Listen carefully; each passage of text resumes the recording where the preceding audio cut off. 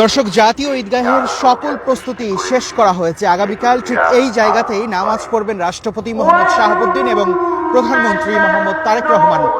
এবং ঠিক যদি জানিয়ে রাখি, এই নামাজে অংশ নেবেন বিএনপি, জামাত সহ অন্যান্য রাজনৈতিক দলের নেতারা এবং মন্ত্রী পরিষদ বিভাগেরও বেশ কয়েকজন মন্ত্রী এখানেই ঈদের নামাজ আদায় করবেন।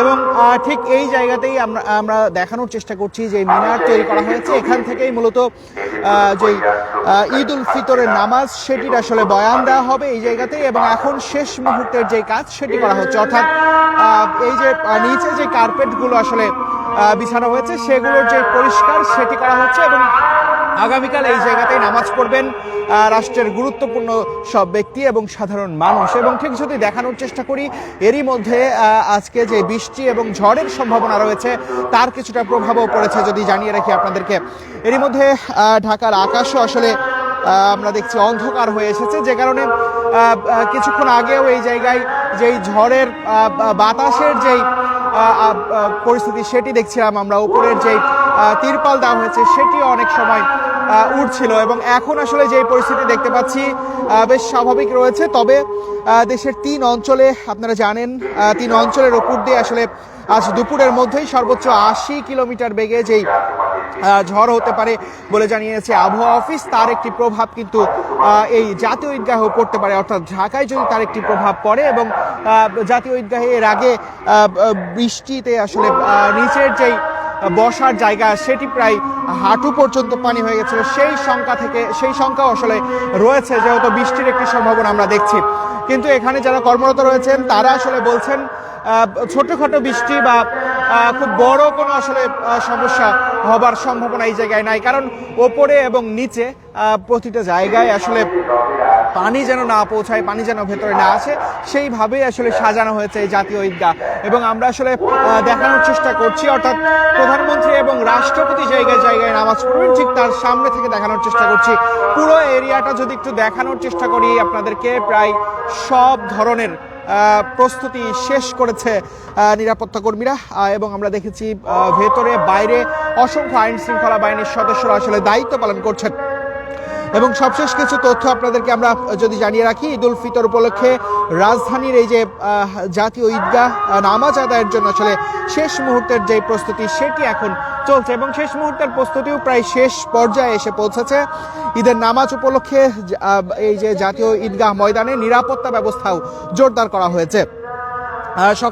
গতকাল থেকে আসলে পরিষ্কার যে পরিচ্ছন্ন সেটি আশপাশে করা হচ্ছিল। এবং এখন আসলে কিছুক্ষণ আগে যে তুমুল বেগে বাতাস হয়েছে, যে বাতাসের কারণে এই কার্পেটগুলোতে কিছুটা ময়লা পড়ে, যেগুলোই আসলে এখন পরিষ্কার পরিচ্ছন্ন করা হচ্ছে। এবং পরিষ্কার পরিচ্ছন্ন করা হয়।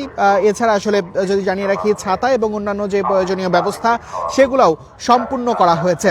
এবং ঈদগার যেই আমরা যদি একটু বলি আপনাদেরকে, ঠিক আমরা ভেতরের দিকে রয়েছি এবং বাইরের যে প্রবেশ মুখ একদম সামনে মেন সড়কের পাশেই যেই প্রবেশদ্বার রয়েছে সেখানে আসলে মূলত পুলিশ, সোয়াট টিম এবং ডগ স্কোয়াড অবস্থান নিয়েছে। মুসল্লি এবং দর্শনার্থী যারা রয়েছেন তাদের তল্লাশির ব্যবস্থা করা হয়েছে এবং মাইক ক্যামেরার মাধ্যমে আসলে সুষ্ঠু নজরদারি করা হচ্ছে, যাতে কোনো ধরনের আসলে সমস্যা না হয় সেই ব্যবস্থাই করা হয়েছে এই জাতীয় ঈদগাহে। এবং আমরা ঠিক এই জায়গা থেকে এখনো দেখানোর চেষ্টা করছি, পরিচ্ছন্ন কর্মী যারা রয়েছেন তারা আসলে শেষ মুহূর্তের যে কাজ সেটি করছেন। এবারের ঈদের প্রধান জামাত সকাল 8:30টায় অনুষ্ঠিত হবে এবং ইমামতি করবেন মুফতি মোহাম্মদ আব্দুল মালেক, যিনি এছাড়াও আসলে বিকল্প ইমাম রয়েছে। ইমাম হিসেবে থাকবেন ডক্টর মাওলানা মোহাম্মদ আবু সালেহ পাটোয়ারি, তিনি থাকবেন বিকল্প ইমাম হিসেবে। এবং জামাতের নামাজে আসলে অংশ নেবেন রাষ্ট্রপতি মোহাম্মদ শাহাবুদ্দিন, তেমনটি জানাচ্ছিলাম। এবং তার পরই আসলে এখানে জামাত একসাথে আসলে নামাজ পড়বেন রাষ্ট্রপতি এবং প্রধানমন্ত্রী তারেক রহমান।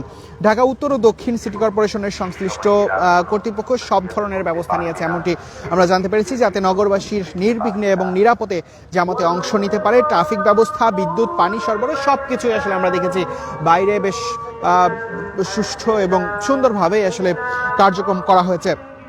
এবং এরই মধ্যে আসলে যে খবরটি রয়েছে, দেশের 3টি অঞ্চলের উপর দিয়ে যে দুপুরের মধ্যে প্রায় 80 বেগে আসলে যে ঝড় হবার সম্ভাবনা জানিয়েছে আবহাওয়া অফিস। শুক্রবার আসলে দুপুর 1টা পর্যন্ত অভ্যন্তরীণ নদী বন্দরগুলোকে আসলে আবহাওয়াবিদ ডক্টর মোহাম্মদ ওমর ফারুকের দেওয়া বিশেষ এই সতর্কবার্তায় তথ্য জানানো হয়েছে। এতে বলা হয়েছে রংপুর, ময়মনসিংহ এবং সিলেটের অঞ্চলের ওপর দিয়ে আসলে পশ্চিম অথবা উত্তর পশ্চিম দিক থেকে ঘন্টায় 60 থেকে 80 কিলোমিটার বেগে অস্থায়ীভাবে দমকা অথবা ঝড়ো হাওয়া বয়ে যেতে পারে। সেই সঙ্গে বজ্রসহ বৃষ্টির প্রবল সম্ভাবনা রয়েছে, এমনটি আসলে আবহাওয়া অফিস থেকে জানানো হচ্ছে। যে কারণেই যেহেতু পার্শ্ববর্তী জেলা ময়মনসিংহে বিভাগে যে সম্ভাবনা ঝড়ো হাওয়া 80 কিলোমিটার বেগে, তার একটি প্রভাব কিন্তু এই ঢাকাতেও পড়তে পারে, ঢাকাতেও পড়বে এমনটি ধারণা করা হচ্ছে। যে কারণেই আসলে আমরা যদি দেখাই, সামনের এই পুরো সাইডটাই আসলে ঘিরে রাখা হয়েছে এবং বাইরের কিছু সাইড দিয়ে মূলত বাতাস বা সেগুলো বৃষ্টি পড়তে পারে, কিন্তু আসলে এই মূল যে জায়গা যেখানে প্রধানমন্ত্রী রাষ্ট্রপতি নামাজ পড়বেন, এই জায়গায় বৃষ্টি পড়বে না, সেভাবেই আসলে ব্যবস্থা করা হয়েছে। এসব এলাকায়, যেই এলাকাগুলোর কথা বলছিলাম আপনাদেরকে কিছুক্ষণ আগেই আমি, রংপুর, ময়মনসিংহ এবং সিলেট অঞ্চলের কথা বলছিলাম, সব এলাকার নদী বন্দরকে আসলে 2 নম্বর নৌ হুঁশিয়ারি সংকেত দেখাতে বলা হয়েছে। অর্থাৎ ঈদের দিন দেশের কিছু কিছু জায়গায় বজ্র বৃষ্টি পাশাপাশি ঝড় হতে পারে, এমনটি আসলে ধারণা করা হয়েছে। সব মিলিয়ে ঈদগার যে সর্বশেষ প্রস্তুতি, এই ছিল আমার কাছে। ধন্যবাদ সবাইকে। আপনাদের সঙ্গে ছিলাম আমি, তারেক রহমান।